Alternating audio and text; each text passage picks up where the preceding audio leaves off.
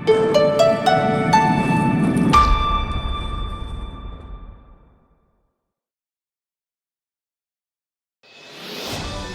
the campus of Stanford University. People are worried about data. They're worried about their privacy and their security. They should be. We need secure systems.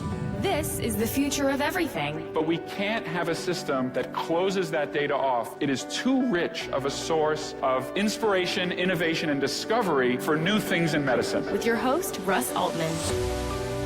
Today on The Future of Everything, the future of tissue engineering.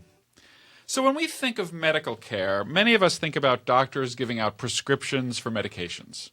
You have a problem, and sometimes the MD will have a pill that will solve the problem. An antibiotic to kill the bacterial infection, a medication that may lower your high blood pressure, another pill that may stop you from getting unwanted clots in your legs, your lungs, your brain, your heart, a medication to lower your cholesterol, or to treat your cancer. These are wonderful and literally can save lives sometimes. But sometimes the nature of your medical problem is not well suited to pills and medications. You have bad knees or hips and have worn out cartilage. You have cataracts and can't see clearly anymore because there's a cloudy film on your eyes. You've had a terrible burn and you're missing skin in your body. You've shattered a bone in a car accident and you need to replace or repair the bone. You've had a heart attack and a significant fraction of your heart muscle no longer contracts, no longer can pump to get the blood around your body. Or you've had a stroke and part of your brain that helps you move or sense things is no longer functioning and you're missing that capability. In these situations, let's face it, you need replacement parts. You don't really need a pill. It's not about taking a medication, but about having someone go in there and give you some new cartilage or a new lens in your eye, a special new design for your bone, working heart muscles, or even new pieces of your brain. This may sound like magic, but this is precisely the goal of a field called tissue engineering, using the principles of engineering, analysis of systems, design of solutions, and implementation of these solutions to create new and maybe even better tissues. Where do you even start such a process? How do we get the right cells? How do we coax these cells to make the right shape? You know, you need your bone to match your other bones. It needs to be the right length. It needs to be the right strength, thickness. How do I get a match? How do we get them to function in our bodies and integrate with our circulatory system, our nervous system, our immune system? Well, my guest today is Professor Sarah Heilshorn. She's an associate professor of material sciences, chemical engineering, and bioengineering, and an expert at tissue engineering. Sarah, how realistic are our hopes to be able to create new tissues like I just kind of made up? And what are the first real applications that people have or will see? Right. So depending on what you define as a tissue engineered product, we already have a few in the clinical marketplace today that are being used to help patients. There's a tissue engineered cartilage product that's available. These use cells that your doctor will take a small little biopsy from your cartilage tissue, send it off to a lab. They'll process it, make extra copies of those cells, put it in a scaffold, send it back to the doctor, and they'll put it in your knee.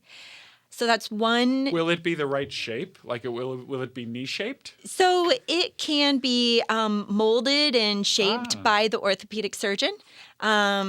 If you have ever had an arthroscopic knee surgery done where they go in and maybe shave off bits of floating cartilage or help smooth off a rough surface, it's a very similar type of technique where they use minimally invasive surgical tools to place it in. And so the surgeon can do a bit of manipulation to get it to fit just right in the size of your defect of your cartilage. And there's also a tissue-engineered skin product that's on the market to help treat burn patients or maybe diabetics who commonly have like foot ulcers that are challenging to heal. So there's a tissue-engineered living product that's available for that as well. Do those also come from the patient in the way that you described the cartilage? Interestingly, they do not. So those materials come from a skin fibroblast. A fibroblast is a type of cell that secretes a lot of good proteins that help promote wound healing. And those fibroblasts come from voluntary circumcisions of newborns. Those skin cells, Which then, probably normally would be just tossed. exactly, yeah. They're not normally kept. And so those skin cells, through informed consent, can be expanded, grown up to form a bunch of synthetic skin tissue that then can be used by patients. Great, nice skin. Where did you get that skin? Yeah. So, so that really has hit the market. What are the things that are coming? What are the current challenges in tissue engineering that we don't see on the market yet because presumably they're a little tougher? Right. So in both of these cases, the two products that are in the market now, it's a single cell type. And there's one clear function that we need that tissue to provide. So in the case of cartilage, you have one cell type, they're called chondrocytes, and you need them to provide that cushion that your cartilage has. So it's a very homogeneous tissue, doesn't have a lot of blood vessels that have to grow through it, Exactly. Doesn't have a lot of nerves that have to interact with Absolutely. That's exactly right. And similarly with the skin, where although skin itself is a very complex organ and does have nerve endings and sweat glands, our synthetic tissue engineered skin lacks all of those things. So it's a single cell type, it's very homogeneous, and it's really meant to be a physical barrier. Yes. Is it still living? Are the cells still living in this artificial skin? In this case, they are indeed still living. Yeah. So then they would need some nourishment from blood and things like that. They do. And so the underlying blood vessels in the patient's body will begin to integrate and nourish that product after it's placed on top. But for tissues where the structural complexity is a requirement to proper function. So you mentioned heart muscle. Yes. So in heart muscle, the cells need to be perfectly aligned so that when they contract, they really provide some mechanical function. And how to get that perfect alignment so that you get benefits to the patient is something that we still struggle with as a tissue engineering community. And that sounds like one of the differences, not being an expert, would be that in the case of the cartilage, in the case of the skin, they can kind of take whatever interaction, whatever form they want to kind of work out between themselves. I'm talking about the cells. Yes. They kind of have a little negotiation. You sit here, I'll sit here, but as long as we fill up the space, we will do our job. As you said, for the heart, it's not just a question of finding a space to grow. They all have to be kind of in sync, and they all have to be kind of coordinated. And so it seems like a miracle that we would even have any way to tell a bunch of cells what to do. So what is the approach for controlling how they pattern themselves and kind of assemble into much more beautiful, less random arrays? Right. So there's several different approaches that are being taken, and often one of the strategies that seems to be gaining real traction is to try and pattern the material that the cells are on top of. So if you give the cells some highways and kind of show them which directions they're supposed to be moving in or patterning on top of, then the cells can follow those signals. Yes. And I noticed you used the word scaffold earlier, and I was going to ask you. So this sounds like you're literally building a scaffold for them to occupy. Exactly. And that scaffold is a material. So just like our normal tissue is not just made up of cells, there has to be something in between surrounding the cells. I like to use a bricks and mortar analogy. So just like a house, you can't just stack the bricks. You have to put the mortar in between them. So the cells are like the bricks. Yeah, and we need to give some mortar for them to have some structure. Exactly. And so that's where a material scientist can come into play. We can design a material that acts like a scaffold, that helps tell the cells where to go, which directions to point in relative to each other, and even sometimes give them some biochemical signals that signal to them what they should be doing. Nudge them along. Well, this is the future of everything. I'm Russ Altman. I'm speaking with Professor Sarah Heilshorn from Stanford, and we're talking about tissue engineering and how we get those little cells to do what we want. So what is this stuff made out of? The mortar. Let's go with the analogy. Yeah. So we have this mortar that we're kind of creating to guide them. What do we make it out of? Is it made out of natural things, or are we creating entirely new materials? So both approaches are used. In my own laboratory, we like to design our own materials, but we like to take inspiration from nature. So we see what types of materials have evolved. What does that mortar look like in our own tissue? And a large fraction of that material in our bodies is made of protein. Yes. And so in my group, we like to design our own proteins that take inspiration from naturally existing proteins. That way, we're kind of trying to get the best of both worlds. It's a synthetic material, lab made, and that's nice because then you have control over it. It's very reproducible. It's a scalable engineering sort of process. But on the other hand, it's also biomimetic, so we can begin to add in those biological cues that the cells really need. Can you define for me biomimetic? Yeah, biomimetic is trying to mimic or copy some part of biology. We certainly can't copy all of biology. Do we have to worry about toxicity? So natural stuff that occurs in your body, presumably the body has figured out how to deal with it.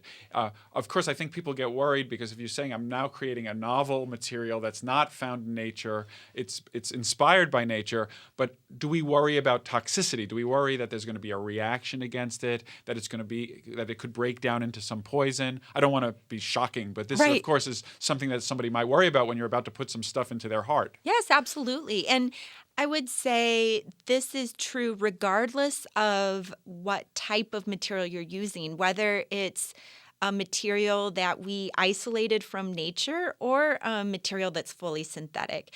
So, for example, an alternative strategy, one that my group's not using, is harvesting collagen from cows, so bovine collagen. And while so collagen is a protein. It's abundant in a lot of our tissues. It gives our skin kind of that nice plumpness. And it gets worse when you get older. It does indeed. It does indeed.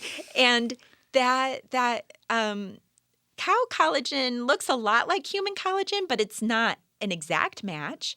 And some people can have a response to it. A bad response. A bad response rejection to it. Of some kind. Exactly. And even materials that we used to think, oh, these are pretty benign and inert within the body, like, you need a hip implant or a knee implant. Those are typically metallic materials now, but some people are allergic to different metals, right? You might have tried to wear a piece of jewelry made out of one type of metal, and then it's a little itchy, right?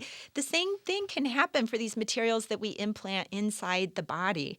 And so that's always a concern that we have. So what I'm hearing you say is even when it's so-called natural, you still have to take steps to assess its safety and its potential toxicity. So really it's nothing different. It's the same set of tests.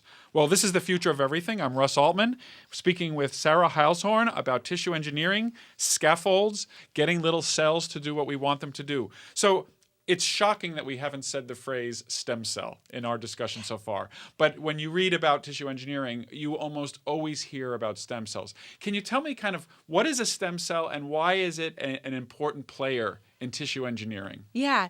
When tissue engineering as a concept was first kind of introduced to the public imagination, we didn't know what a stem cell was. And so we had to take specialized cells. We had to find those cells either from the patient or from a donor.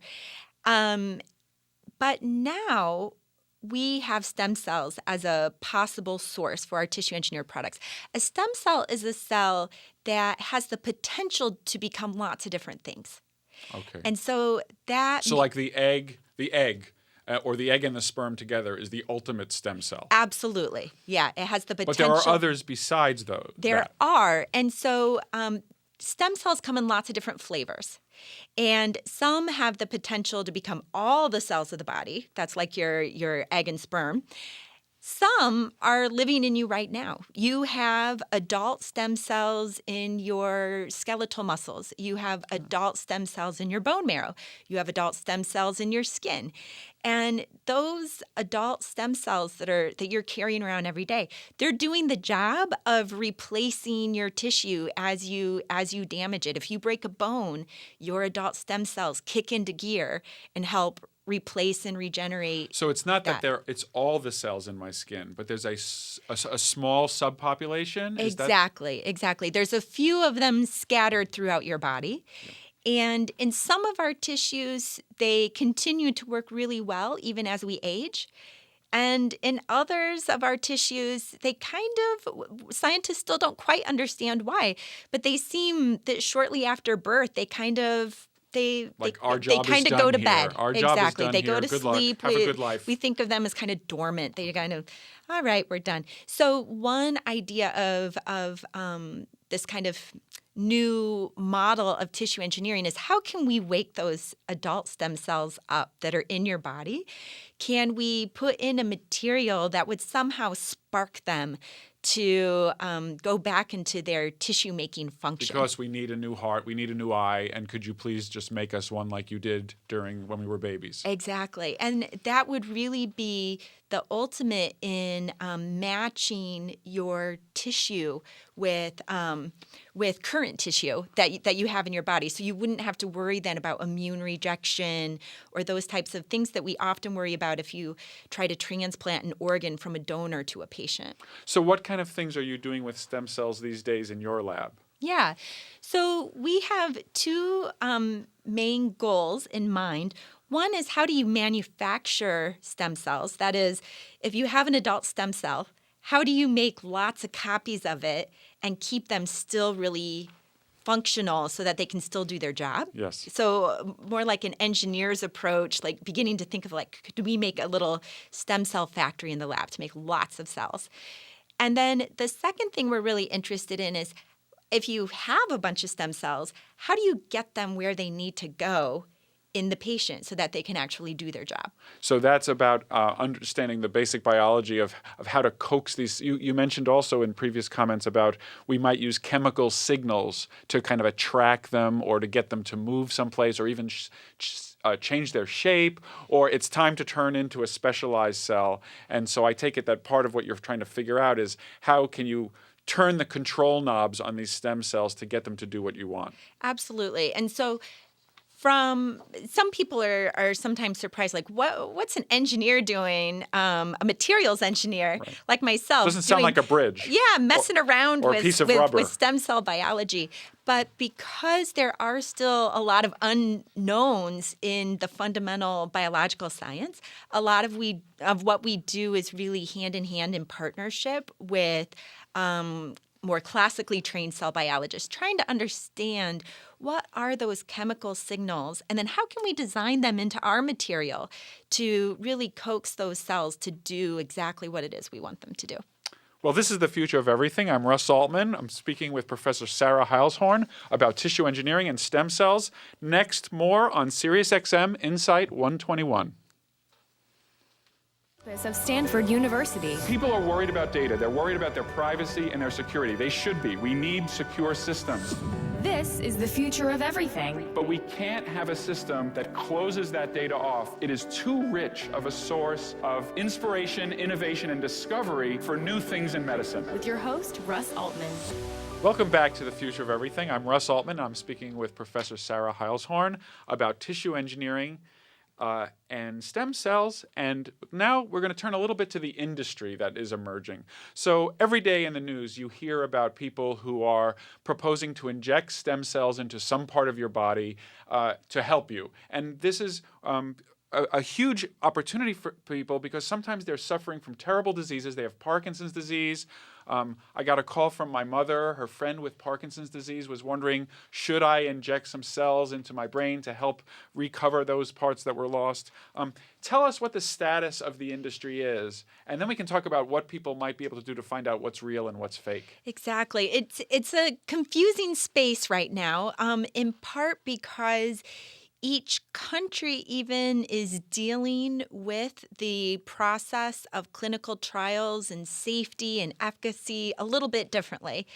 And of course, there's a lot of patients out there in real need. Yes. And a lot of surgeons who are anxious to try and discover new therapies to help them. However, we do, in my opinion, need to move slowly and carefully and cautiously here. Because there's real possibility to have some negative outcomes if we take these therapies too quickly into the clinic. Recently, for example, there were some trials being done where some stem cell derived therapies were being injected into patients who had a spinal cord injury. So this was directly into the spine? Or? Exactly. And this is that's a big deal. And this is a project area where my lab has some work going on. We were not involved with these clinical trials. Unfortunately, the trials failed.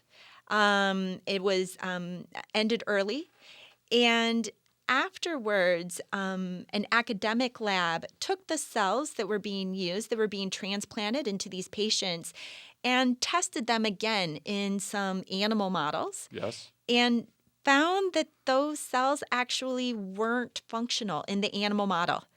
And what had happened is, although what we call research grade cells were really functional, they were able to regenerate tissue and function, the clinical grade cells, which normally you would think is a higher grade. Yeah, exactly. And they were, in the sense that they were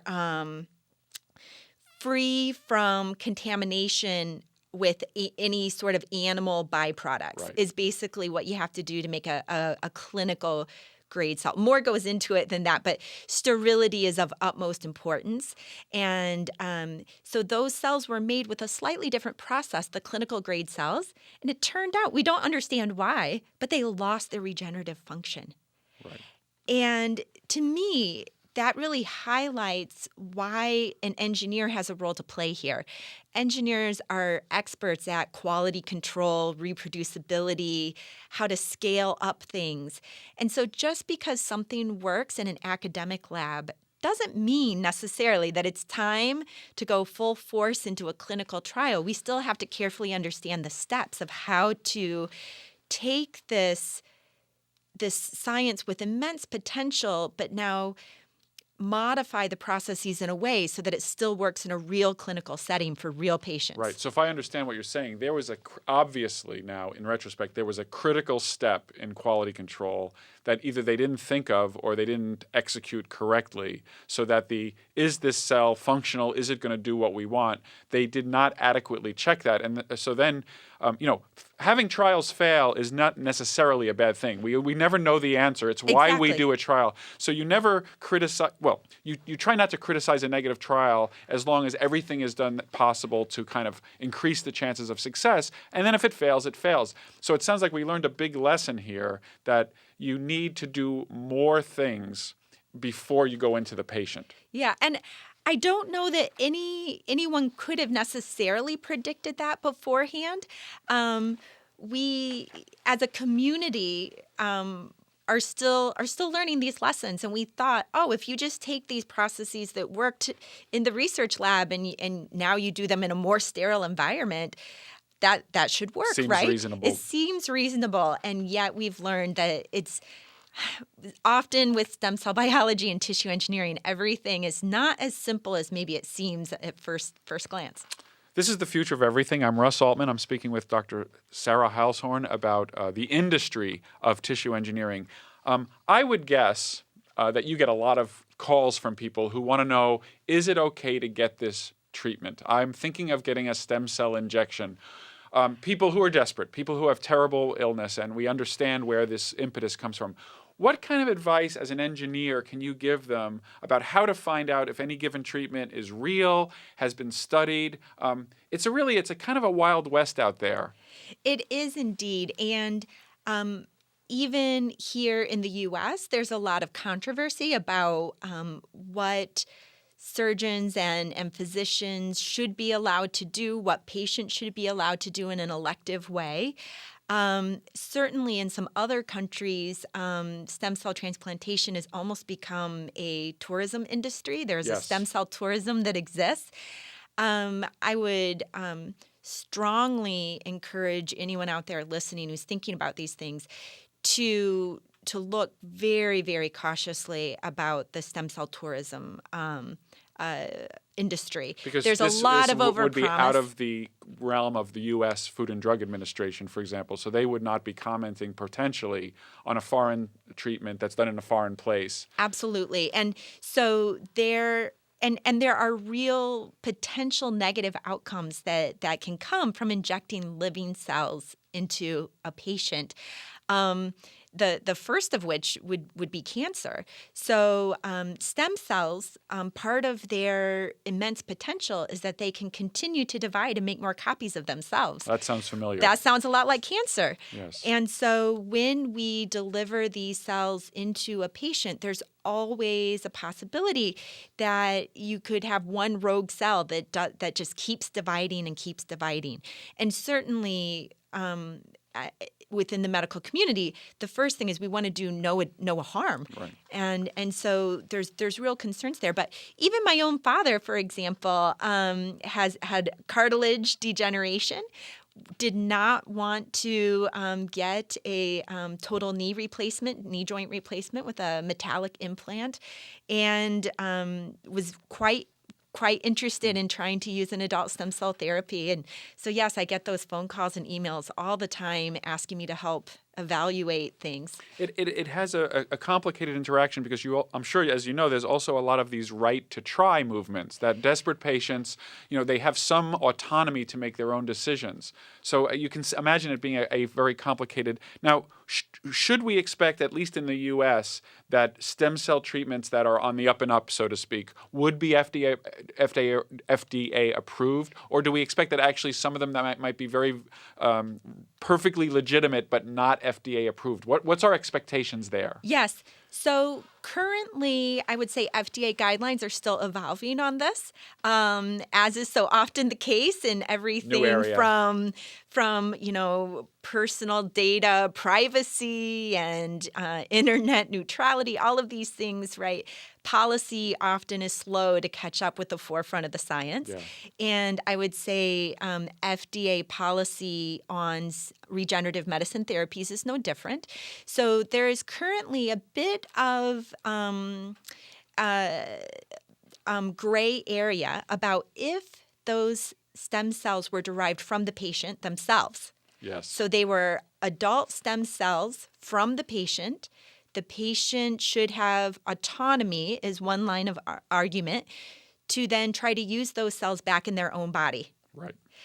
And there might be a line there that's different from taking cells from other humans or even animals or from the lab. Exactly, because if that happens, then it's a product. Right. And then the FDA is clearly involved.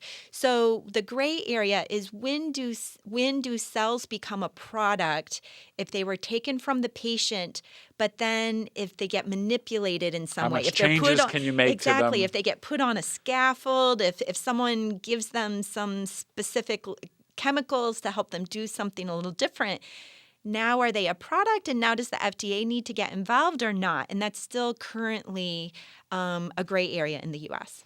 Very exciting. So different versions of stem cells in different countries, and even in our own U.S., things are still being figured out.